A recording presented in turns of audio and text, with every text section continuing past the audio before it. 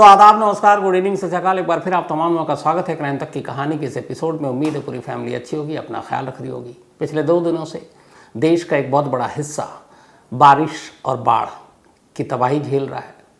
ख़ास तौर पर हिमाचल प्रदेश, पंजाब, उत्तराखंड, असम, दिल्ली, हरियाणा, गुरुग्राम, यूपी में भी, बिहार में भी।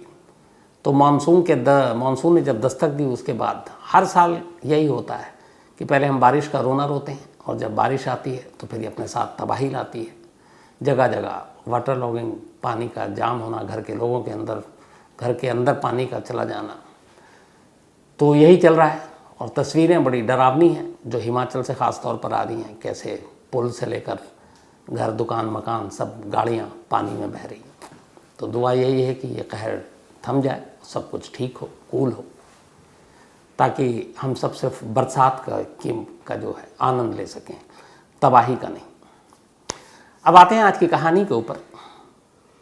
4 महीने के अंदर अंदर अमेरिका के कैलिफोर्निया स्टेट के सैन फ्रांसिस्को के एक इलाके में एक कर 13 लोगों का कत्ल होता है। 13 लाशें पुलिस को मिलती हैं। पहली 12 लाशें जब मिलती हैं तो पूरे शहर में एक तरह से सनसनी मच चुकी थी कि आखिर कौन ये सरफिरा कातिल है, कौन है ये सीरियल किलर। पहली लाश 13 अक्टूबर 1972 को मिलती है। बेसबॉल से एक शख्स की पीट कर हत्या कर दी गई। मरने वाले का नाम लॉरेंस था। कत्ल की कोई वजह सामने नहीं आई, पुलिस अपनी जांच करती रही। इसके करीब 11 दिन के बाद 24 अक्टूबर को एक दूसरी लाश मिलती है। एक कॉलेज की स्टूडेंट थी, उसको चाकू से मारा गया था। अब इन दोनों कत्ल का आपस में कोई कनेक्शन नहीं, पुलिस जांच कर रही है। हालांकि इस लड़की को मारने के बाद उसके लाश के टुकड़े भी किए गए और सड़क किनारे फेंक दिए गए। अब 2 कत्ल हुआ, लोकल पुलिस परेशान, तफ्तीश कर रही है। इसी दौरान में अब अक्टूबर के बाद नवंबर का करीब हफ्ता भर बीतता है। 2 नवंबर 1972 की तारीख आती है। इलाके में एक चर्च था, कैथोलिक चर्च, और उस चर्च में एक फादर थे, उनका नाम था फादर हेनरी। एक नौजवान पहुंचता है चर्च में फादर हेनरी के पास, और आप लोगों को पता है ये चर्च में फादर के सामने बहुत सारे लोग कन्फेशन करते हैं। अगर उन्होंने कोई जुर्म किया, कोई पाप किया, कोई गुनाह किया, तो जाकर कन्फेशन करते हैं, एक तरह से माफ़ी मांगते हैं, सच्चाई बयान करते हैं। और आपने देखा होगा जब फादर या फिर दोनों होते हैं, एक दूसरे का वो चेहरा नहीं देखते। तो एक गुमनाम शख्स पहुंचता है एक चर्च में, फादर हेनरी के पास जाता है और जाकर कहता है कि फादर, मैंने गुनाह किया है, मैंने पिछले 15 दिन के अंदर 2 लोगों को मारा है, कत्ल किया। फादर उससे कहते हैं कि ये गलत है, पर तुम्हें एहसास है कि तुमने गलत किया है, तो अपने इसकी प्रायश्चित करो। वो कहता है जी मैं करूँगा। इसके कुछ मिनट के बाद अब वो फादर की तरफ बढ़ता है, उसी चर्च में जिस फादर के सामने उसने कन्फेशन किया, जेब से चाकू निकालता है और उन्हीं फादर को मार देता है। ये तीसरा कत्ल था लगभग 15 दिन के अंदर। अब चर्च के अंदर एक फादर का कत्ल, 2 लाशें पहले मिल चुकी, कोई आपस में सिरा नहीं मिल रहा है, कौन है कातिल, कौन सरफिरा है, पुलिस जांच कर रही है। इसके बाद आता है 2 नवंबर के बाद करीब पूरा दिसंबर निकल जाता है, पुलिस जगह जगह ढूंढ रही है, तो शायद उस वजह से शांति, लेकिन 1-1.5 महीने की ये शांति थी। अब साल 1973 हो गया, तारीख थी 25 जनवरी 1973। सैन फ्रांसिस्को पुलिस के लिए ये सबसे बुरा दिन था। इस एक दिन में यानी कि 25 फरवरी को सैन फ्रांसिस्को की पुलिस को एक कर 5 लोगों की लाशें मिलती हैं। इनमें से एक ही दिन में ये 5 लाशें मिलती, 2 अलग अलग जगहों पर। एक जगह पर एक शख्स और उसकी वाइफ की लाश मिलती है, दोनों को स्टैब किया गया, यानी चाकू से मारा गया। दूसरी जगह पर एक लेडी और उसके 2 छोटे बच्चों की लाश मिलती है। तो 25 जनवरी को ये 5 कत्ल। तो अब तक कुल 8 कत्ल हो चुके थे, इससे पहले 3 और 5 ये, लेकिन कातिल का कोई सुराग नहीं, पुलिस लगातार उसके पीछे लगी हुई है। 25 जनवरी के बाद कुछ वक्त बीतता है, फिर 6 फरवरी की तारीख आती है। 6 फरवरी 6 फेब 1973। ये दिन भी सैन फ्रांसिस्को पुलिस के लिए बड़ा बुरा दिन था। आखिरी बार 25 जनवरी को 5 लाशें मिली थी 2 अलग जगहों से। 6 फरवरी को एक साथ 4 टीनेजर्स की लाशें मिलती हैं, बेहद कम उम्र के लड़के, जो टीनेजर्स, नौजवान, और इन चारों को गोली मारी गई थी। तो बेसबॉल से पीटा गया, चाकू से मारा गया, गोली से मारा गया, और कोई क्लू ही नहीं है। तो इन 4 लड़कों की मौत के बाद अब पुलिस और ज़्यादा अलर्ट हुई। अब ये लगा कि ये किसी सरफरे का काम है। अब तक 12 कत्ल हो चुके थे, लेकिन कातिल का कोई सुराग नहीं मिल रहा था। आपस में इन सारे जो मारे गए उनकी मौत का भी कोई कनेक्शन या तार नहीं जुड़ रहा था। पुलिस ने अपने सारे मुखबिर, जासूस लगा दिए, सारी चीज़ें कोशिश कर रही हैं कातिल तक पहुंचने की, लेकिन कातिल हाथ नहीं आ रहा है। करीब 7 दिन के बाद 6 फरवरी को 4 टीनेजर्स की मौत हुई, कत्ल किया गया। 4 महीने में लगभग फिर 13 कत्ल हो चुके थे। सैन फ्रांसिस्को की पुलिस उलझन में थी, कोई सुराग, कोई क्लू नहीं मिल रहा है। बट ये तय था कि शायद ये कोई सीरियल किलर है। सीरियल किलर पर याद आया कि सीरियल किलर जब भी किसी को मारता है तो आप अगर पैटर्न देखें तो उसका जो शिकार है उसका एक दूसरे से कोई रिश्ता नहीं रहता, बस वो झटके में निकलता है और मारता है। तो कुकू एफएम के ऑडियो बुक पर डेवलपमेंट ऑफ सीरियल किलर, एक सीरियल किलर के दिमाग में क्या चलता है, वो क्या सोचता है, उसकी हरकतें कैसी होती हैं, डिटेल में इनसाइड अगर आपको समझना है, सुनना है, तो फिर कुकू एफएम के ऑडियो बुक में जाकर आप डेवलपमेंट ऑफ सीरियल किलर ज़रूर सुनें, ताकि आपको सीरियल किलर की पूरी मानसिकता के बारे में आसानी से समझ में आए। कुकू एफएम देश का बेस्ट ऑडियो शो प्लेटफॉर्म है, जिसके 15 लाख से ज़्यादा एक्टिव हिंदी पेड सब्सक्राइबर हैं, और यहाँ हर महीने 4200 घंटे के कंटेंट्स के साथ ये लगातार बढ़ रहा है। कुकू एफएम ऐप पर 10,000 से ज़्यादा ऑडियो बुक हैं, जिसे आप कहीं भी कभी भी सुन सकते हैं, हिंदी में सुन सकते हैं। इसमें biography, business, crime, entertainment, politics, तमाम बुक हैं। क्राइम तक फैमिली के लिए इस वक्त एक खास ऑफर है। कुकू एफएम ऐप के पहले महीने के सब्सक्रिप्शन पर पूरी क्राइम तक फैमिली के लिए 50% डिस्काउंट है। यानी पहले महीने के लिए सिर्फ 49 रुपये में आपको 10,000 ऑडियो बुक का ऐसा खजाना मिलेगा, जिसे आप जहाँ चाहें सुन सकते हैं और अपना ज्ञान बढ़ा सकते हैं। इस वक्त आप अपनी स्क्रीन पर एक QR कोड देख रहे हैं, इसे स्कैन करके direct Kuku FM app download कर सकते हैं। और इसके अलावा क्राइम तक फैमिली के लिए नीचे दिए गए डिस्क्रिप्शन बॉक्स में लिंक को क्लिक करें और कूपन कोड CRIME50 लगाएं, जिससे पूरी फैमिली को 50% डिस्काउंट के साथ 99 रुपये का सब्सक्रिप्शन सिर्फ 49 रुपये में मिलेगा। 13 फरवरी की तारीख आती है। 13 फरवरी को एक शख्स को गोली मारी जाती है। इत्तेफाक से जहाँ पर इस शख्स को गोली मारी गई, फायरिंग की आवाज़ 1-2 लोगों ने सुनी। वो फ़ौरन वहाँ पर पहुँचे तो देखा एक लड़का है जो वहाँ से निकल रहा, और तीसरा कोई है नहीं। एक गोली खाया हुआ शख्स है जो ज़मीन पर गिरा हुआ, और एक लड़का उसी के करीब से वापस जा रहा है। फ़ौरन उन्होंने पुलिस को खबर कर दी। थोड़ी देर में पुलिस आई। अब जिस लड़के को इन्होंने जाते हुए देखा, वो लड़का जा रहा है। इन्होंने कहा कि बस अकेला यहीं पर था। पुलिस ने उसे रोक लिया, मतलब मौका वारदात पर ही। अब पुलिस उसे रोक कर, अभी तक ये मालूम नहीं है कातिल है कि नहीं है, और उसने कि भागे नहीं, उससे पूछताछ की। तब उस लड़के ने कहा कि उसका नाम हर्बर्ट मुलिन है, हर्बर्ट मुलिन, और वो सैन फ्रांसिस्को का ही रहने वाला है। बल्कि वहाँ पे एक जगह है सैन फ्रांसिस्को को थोड़ा बाहर आउटस्कर्ट में, सैलिनास, ये कैलिफ में है। तो उसने बताया कि मैं वहाँ रहता हूँ, पढ़ाई कर रहा हूँ, इंजीनियरिंग का स्टूडेंट हूँ। पुलिस उससे पूछती कि तुम यहाँ क्या कर रहे हो, और जिसका कत्ल हुआ उसके अलावा आसपास में कोई और विटनेस नहीं है, कोई और लोग नहीं है, सिर्फ तुम ही थे, तो तुम यहाँ पर मौजूद क्यों थे? इसके बाद वो जो कुछ बताता है पुलिस वालों को यकीन नहीं होता। कहता जो गोली चली और जो शख्स मरा वो मेरी वजह से, गोली मैंने चलाई और मैंने ही उसको मारा है। पुलिस ने कहा ऐसा क्यों किया तुमने? उसने कहा मैं ऐसा ना करता तो सैन फ्रांसिस्को तबाह हो जाता, हज़ारों लोगों की जान चली जाती। अब पुलिस को और लगा कि ये क्या बक रहा है। सीनियर तमाम अफसरों को बताया गया। अब जब ये पकड़ा गया और इसकी ऊल जुलूल बातें थी, इसके बाद पुलिस को लगा कि पता नहीं ये मामला क्या है। तो कहानी उससे पूछी कि ये बताओ तुमने क्यों मारा, इससे दुश्मनी क्या थी? तो उसने कहा मेरी कोई दुश्मनी नहीं, मैं तो इसको जानता भी नहीं, लेकिन ये गॉड का भेजा हुआ दूत है और इसने मदद की है खुद से, और इसने अपने आप की कुर्बानी दी है ताकि बाकी हज़ारों इंसानों की जान बचाई जा सके। तो मैंने उसको मारा नहीं, उसने अपनी मर्ज़ी से, गॉड की मर्ज़ी से बाकी उस जैसे इंसानों की जान बचाने के लिए कुर्बानी दी। अब जाहिर सी बात है कि पुलिस या बाकी लोगों के लिए सारी बातें अटपटी है। तो उन्होंने कहा कि अच्छी इसने कुर्बानी दी, तो फिर उसने कहा नहीं, और ये अकेला नहीं, और भी लोगों ने कुर्बानी दी है। अब माथा ठनका पुलिस अफसरों का। उन्होंने कहा और भी, मतलब उसने कहा पिछले 4 महीने में ऐसे 12 और लोग कुर्बानी दे चुके हैं, ये 13वां था, और आपने मुझे पकड़ लिया, आप मुझे छोड़ दीजिए, क्योंकि अगर आपने मुझे नहीं छोड़ा तो ये शहर बर्बाद हो जाएगा, हज़ारों लोग मारे जाएंगे। अब पुलिस के दिमाग में उसकी कोई बातें समझ में आ ही नहीं रही कि ये क्या उलझुल बक रहा है। अब तसल्ली से उससे बातचीत हुई, पहले उसका बैकग्राउंड खंगाला गया, तो पता चला कि इसके father Martin William 2nd world war के हीरो थे, फौजी थे, और अपने परिवार के साथ रहते थे।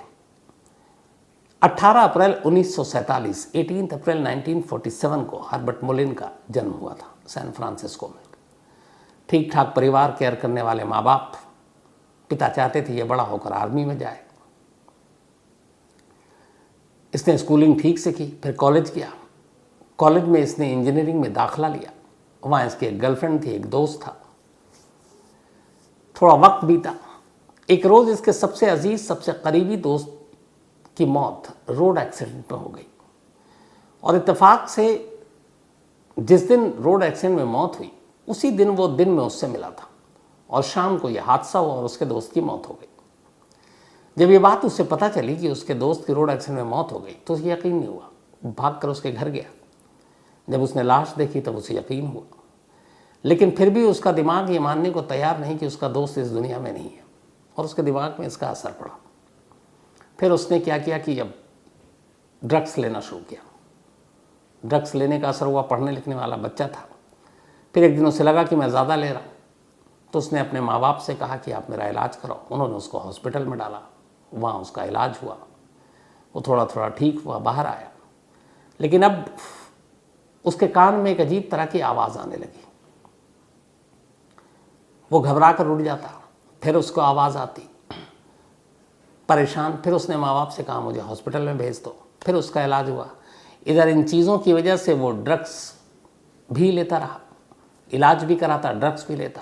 तो दवाओं का और इलाज का कोई असर ही नहीं हो रहा है, क्योंकि इलाज के साथ साथ फिर वो बाहर आता और फिर ड्रग्स लेना शुरू करता। तो ये सारी चीज़ें चलती रहीं। अब उसके कान में इधर आवाज़ भी आ रही है। अब आवाज़ बड़ी अजीब से आ रही है। उसमें यह आ रही है कि देखो तुम्हारा शहर अर्थक्वेक यानी भूकंप से बर्बाद हो जाएगा, हज़ारों लोग मारे जाएंगे। इस शहर के लोगों को बचाना है और इस शहर को बचाना है तो फिर तुम्हें कुछ कुर्बानियाँ देनी होगी, बलि देनी होगी। हज़ारों लोगों की जान बचाने के लिए कुछ लोगों को तुम्हें मारना पड़ेगा, तो फिर ये शहर भूकंप से बच जाएगा। ये लगातार उसके कान में आवाज़ आ रही है। अब उसके कान में ये भूकंप की बातें क्यों आ रही हैं? तो मैंने आपको जैसा बताया कि हर्बर्ट मुलिन का जन्म 18 अप्रैल 1947 को हुआ था, 18 अप्रैल 1947। और ये जो 18 अप्रैल है, ये सैन फ्रांसिस्को में आए अब तक के सबसे भयानक भूकंप की एक तरह से, आप क्या कहेंगे उसके, मतलब बरसी कहिए या जो तारीख होती है, तो वो होता है 18 अप्रैल 1906, 18 अप्रैल 1906 को सैन फ्रांसिस्को में अब तक का सबसे भयानक भूकंप आया था, और उसमें कहते हैं कि 3 से 5 हज़ार लोगों की जान चली गई थी। तो तारीख थी 18 अप्रैल, और हर्बर्ट मुलिन का भी जो डेट ऑफ बर्थ था वो 18 अप्रैल, हालांकि ये 47 था, वो 1906 था, लेकिन करीब 41 साल बाद उस भूकंप के ये पैदा हुआ, और तारीख सेम थी 18 अप्रैल।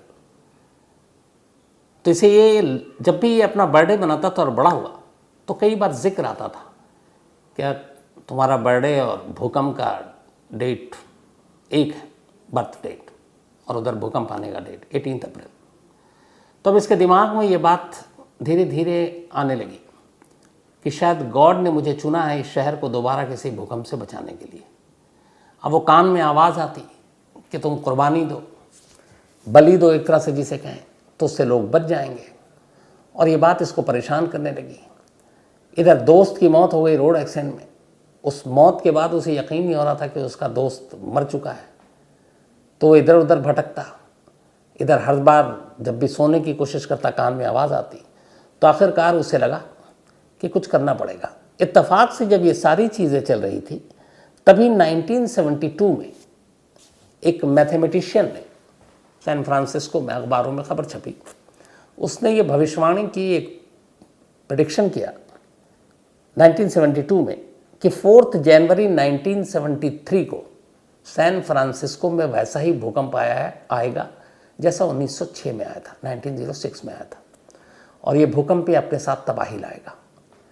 अब ये खबर भी हर्बर्ट मुलिन तक पहुंची। 1972 की बात है ये, उस मैथमेटिशियन ने कहा, और तारीख दी थी 4 जनवरी 1973 कि इस तारीख को भूकंप आना है। अब ये बात उसके दिमाग में घुस गई। उधर कान में उसके आवाज़ आ रही है कि भूकंप आएगा, शहर बर्बाद होगा, पर ये बच सकता है अगर तुम एक काम करो, और वो काम ये कि कुछ लोगों को कुर्बान कर दो। कुछ लोगों के जान लेने के बदले हज़ारों लोगों की जान बचा सकते हो। तो जब 1972 में इस मैथमेटिशियन की भविष्यवाणी आई, उसी के बाद, और ये आई थी करीब अगस्त का महीना था, अगस्त और सितंबर ये सोचता रहा, फिर इसने तय किया कि वो शहर को बचाएगा। ख्याली सारी चीज़ें चल रही हैं। और इसके बाद 13 अक्टूबर 1972 को इसने पहला कत्ल किया, फिर 24 अक्टूबर को सेकंड, फिर 2 नवंबर को फादर के पास गया। इसे 2 कत्ल करने के बाद ये लगा कि शायद ये गलत कर रहा है, तो इसने कहा प्रायश्चित करते हैं। तो ये फादर के पास गया, फादर से जाकर इसने सारा कन्फेस भी कर लिया, सब कुछ बता दिया। इसने ये भी बताया कि मेरे कानों में इस तरह की आवाज़ आती है कि तुम अर्थक्वेक और भूकंप से बचाने के लिए तुम्हें लोगों की बलि लेनी है। लेकिन जब फादर से कन्फेशन कर चुका, उसके बाद फिर इसके अंदर का वही शैतान जागा या पागलपन जागा, या फिर कानों में वो जो सारी चीज़ें जागी, और इसे लगा कि नहीं, ये फादर भी मतलब अपनी मर्ज़ी से कुर्बानी होने के लिए तैयार हैं इस मिशन के लिए। और उसी पल उसने फिर चर्च के अंदर ही फादर को मार डाला। उसका 25 जनवरी 1973 को जब एक ही दिन में इसने 5 लोगों को मारा, उसमें एक इसके दोस्त और इसकी अपनी वाइफ थी। उस दोस्त के घर पे ये बहुत लंबे वक्त तक रहा था, लेकिन फिर इसे लगा कि ये अच्छा काम है, अपने दोस्त और उसकी वाइफ को भी इस पर कुर्बान करना चाहिए। तो उसने अपने दोस्त और वाइफ को भी कुर्बान किया। एक कॉलेज में जो लड़की थी, उसको वो बहुत लगता था कि बहुत सीधी सादी अच्छी है, ये समाज के काम आ सकती है, ये सोचकर कि इसने भी अपनी मर्ज़ी से जान देना, उसको मार डाला। एक लेडी और उसके 2 बच्चे थे, उसे लगा ये भी नेक है और इस काम के लिए, कुर्बानी के लिए बहुत सही लोग हैं, उसने इसलिए उन्हें मार डाला, कोई दुश्मनी नहीं थी। तो इस तरीके से उसने अपने शिकार को चुना, और हर एक को ये लगा था कि इसे गॉड ने भेजा है खुद उसके पास ताकि ये उसे मारे। तो इन सबको एक एक कर मारता गया। 13वां जब कत्ल किया तो इत्तेफाक से पकड़ा गया। जब ये पकड़ा गया तो इसने कहा कि देखो मुझे छोड़ दो, पुलिस वालों से कह रहा। इसने ये सारी बात बताई, मेरे कान में आवाज़ आती है, सारी चीज़ें। उसने कहा मुझे छोड़ दो, अभी मेरा मिशन अधूरा है, जब तक मेरे कान में आवाज़ आती रहेगी मुझे लोगों को मारना है, वरना फिर भूकंप आएगा और शहर बर्बाद हो जाएगा। अब कोई भी यकीन तो करेगा नहीं, लेकिन कई बार कुछ ऐसी चीज़ें होती हैं कि न यकीन करने के बावजूद भी यकीन करने के लिए मजबूर होना पड़ता है। हुआ ये कि ये अरेस्ट हुआ। इसके अरेस्ट होने के ठीक 8 दिन के बाद, ये 1973 में अरेस्ट हुआ था,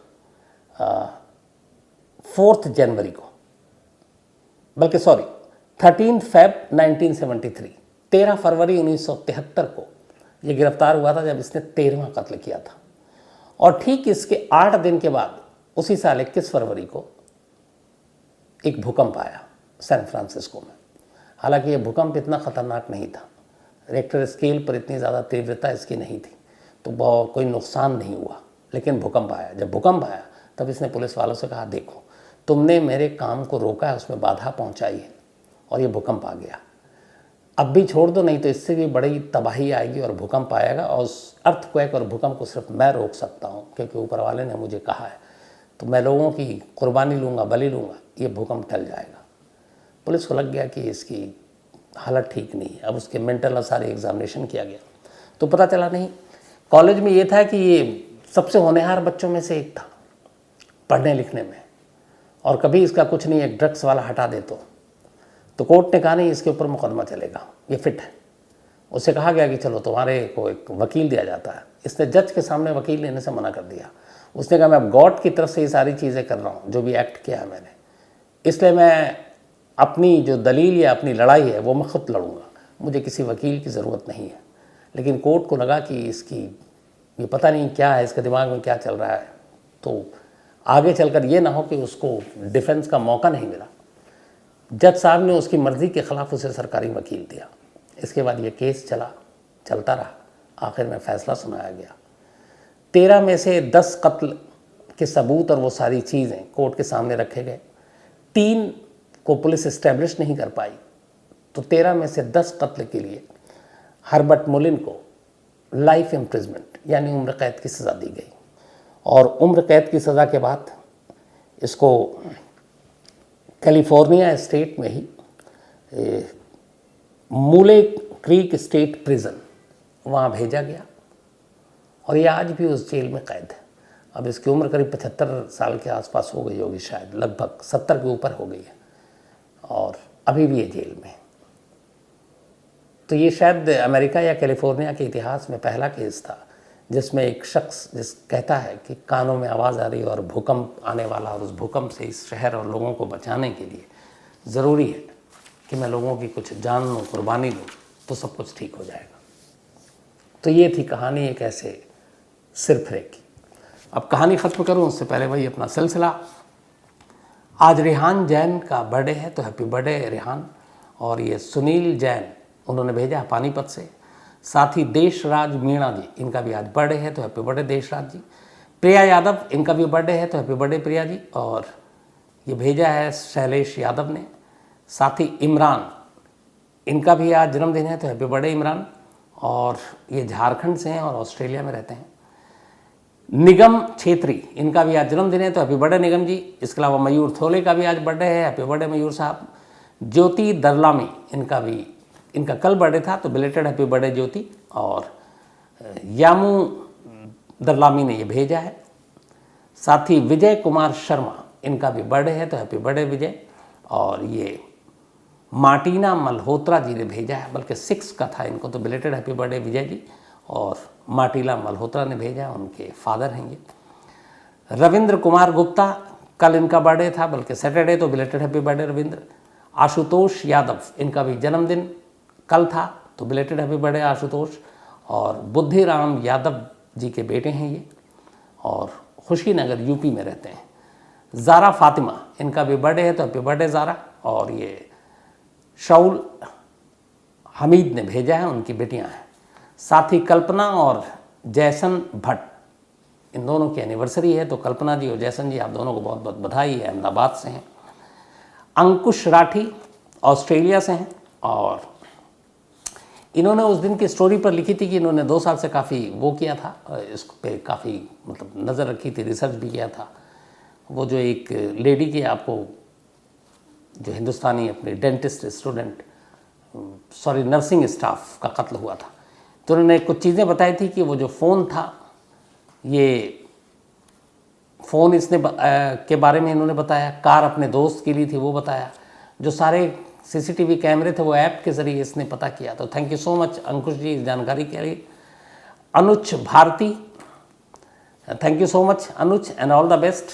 आप नीट क्लियर करो, अच्छे से डॉक्टर बनो। साथ ही Neena Suri, thank you so much आपका। उमेश भुयान, ये झारखंड से हैं, और ये कह रहे हैं आप एक लव तक भी शुरू कर दीजिए, शायद इन्होंने ताना मारा है, लेकिन उमेश जी पक्का झारखंड की भी कहानी जल्दी सुनाऊंगा। Neeraj Joshi, thank you so much आपका, और पक्का आपसे मुलाकात भी होगी, बात भी होगी। शिवम मिश्रा, जो आपने कहानी कही है मैं ज़रूर सुनाऊंगा। तो कहानी में इतना ही, लेकिन एक बार फिर आपको याद दिला दूं कि कुकू FM ऐप पर क्राइम तक फैमिली मेंबर्स के लिए खास ऑफर है। क्राइम 50 कूपन है, डिस्क्रिप्शन में लिंक है, यहाँ आप जाएं और 99 रुपीज़ का सब्सक्रिप्शन 49 रुपीज़ में पहले मंथ के लिए पाएँ और कुकू FM के मज़े लें। तो आज कहानी में इतना ही। अब आपसे मुलाकात होगी कल रात 9 बजे किसी नई कहानी के साथ। तब तक अपना ख्याल रखिएगा। Thank you very much.